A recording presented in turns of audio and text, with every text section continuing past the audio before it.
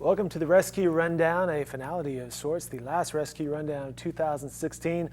Alongside Penny the dog, I'm Dave Morris, alongside the star of the show, Abby Wolfe. Great to see you again. Great to see you as well. 65 episodes into the Rescue Rundown, which is where we partner with our friends at the Central Oklahoma Humane Society, and Abby has been alongside me for almost all of those, but it's your last episode. It is. It's my last episode. I'm moving into the for-profit realm after 10 years in nonprofit. So I'm excited, but I'm also sad to leave you guys. Because previous to the Central Oklahoma Humane Society, which is a nonprofit, you were at? I was at Feed the Children. That's right. Yes, and then before that, Lance Armstrong Foundation, and before that, I did a little bit of for-profit. So it's been a ride, especially with the Central Oklahoma Humane Society. We have so many great supporters in the community, like yourself and the Oklahoman and Big Wing.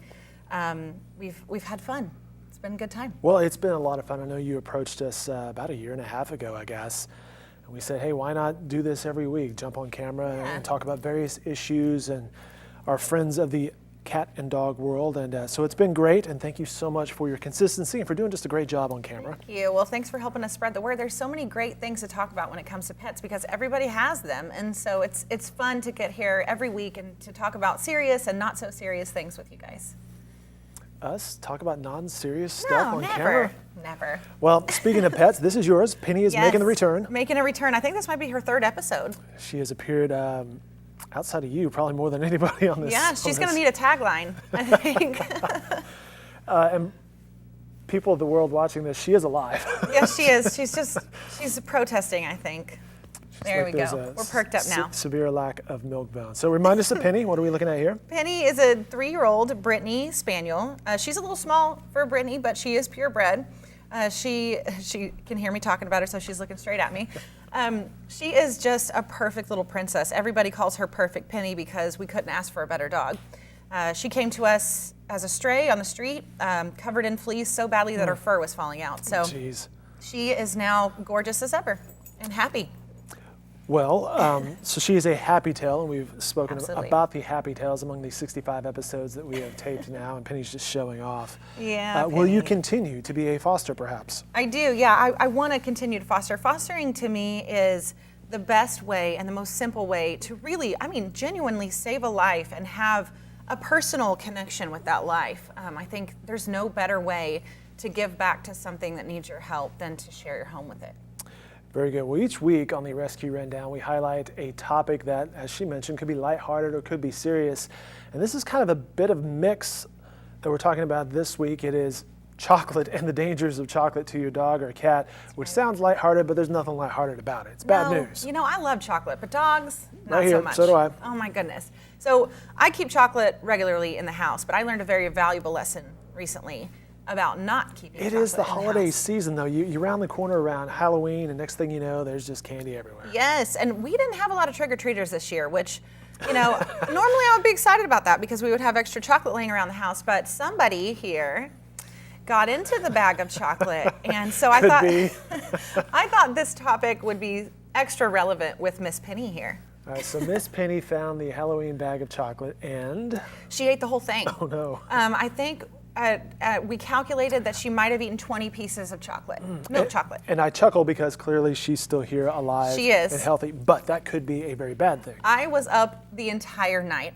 Not last night. This was a few weeks ago, but I was up every single hour checking for those symptoms that we would be looking for chocolate toxicity. So let's say the pet has gotten into the Reese's. What are the symptoms? What should you look for? You should be looking for vomiting, muscle tremors, seizures, what else? An elevated heart rate. That's something that Penny did have, but never threw up, never had a seizure or anything like that. So we were waking up every hour on the hour, checking her, making sure that we didn't need to go to the vet. Though we did keep a bag handy ready to go to the vet at any moment, including all those wrappers that she had torn into and delicately opened in front of the other dogs who were in a kennel, by the way.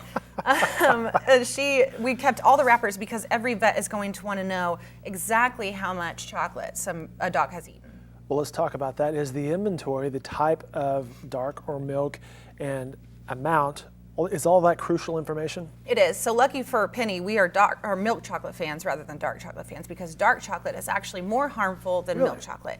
It's got a higher caffeine and theobromine, is how you say it, theobromine level. So for example, a large dog, Penny's a medium-sized dog, but a large dog, a little larger than Penny, could eat 1 ounce of dark chocolate and suffer symptoms from chocolate toxicity. Or they could eat a half a pound of milk chocolate and suffer the same kinds of symptoms. Yeah.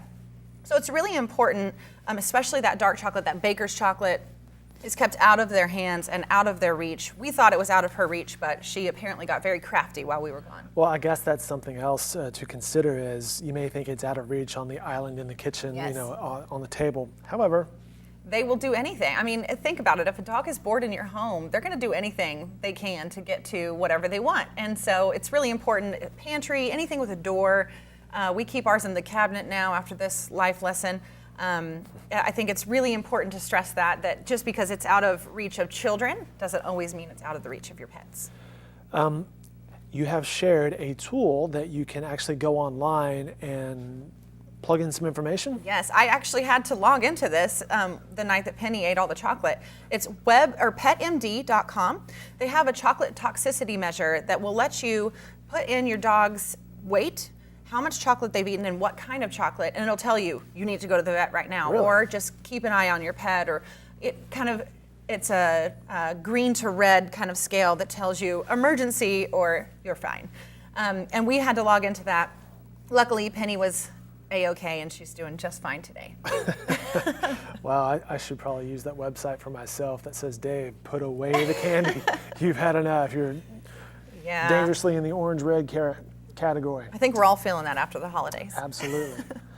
All right, very good. So again, that website she mentioned, the petmd.com. I've not been on that website. It's great. Pretty good, useful resource. Yes, it's great. I visit it on a regular basis just to kind of see what's trending and what people are talking about, but it has great tips for anything from, top 10 reasons for this or that, or and it has really great health resources. Also, really great information on flea and tick, preventative and measures. So if you ever are just browsing the internet, it's a good place to stop, for sure. Very good. All right, she mentioned the holidays. How have the holidays been over the Central Oklahoma Humane Society, and are there any events we need to know about coming up? Oh my goodness, you guys, I have to report that we emptied our adoption center on Christmas Eve. Completely emptied. Really? Yes. Not a cat, not a dog? Not a cat, not a dog in sight. And it was such a wonderful Christmas gift for everybody who works and fosters and volunteers and works behind our mission. It was a really wonderful moment for us. We adopted out 100 of the Fee-Wade cats for Catmas. We got all of our dogs a home, and now we're refilling our inventory, and we're back in business. Wow, fantastic. It's a Christmas miracle. Yes, it is. At any time you can save a life that's waiting in a shelter over the holiday season, we want to take advantage of that. So we're really thankful for the Petco Foundation who allowed us to do fee-waived adoptions. Very good. You can go online to their website, okhumane.org. She mentioned Big Wing earlier. I believe they helped you guys out with that website. That's right. You can find an inventory of cats and dogs available for adoption. You can also go by their shop at 7500 Northwestern. A lot of life events have happened during these 65 episodes. I believe you got married. I did.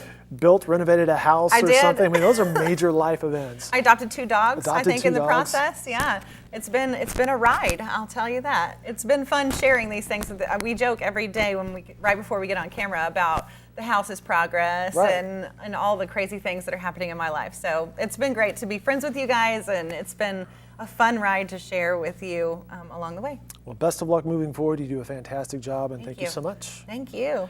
More Rescue Rundown can be found on their website, okhumane.org, as well as ours at newsok.com.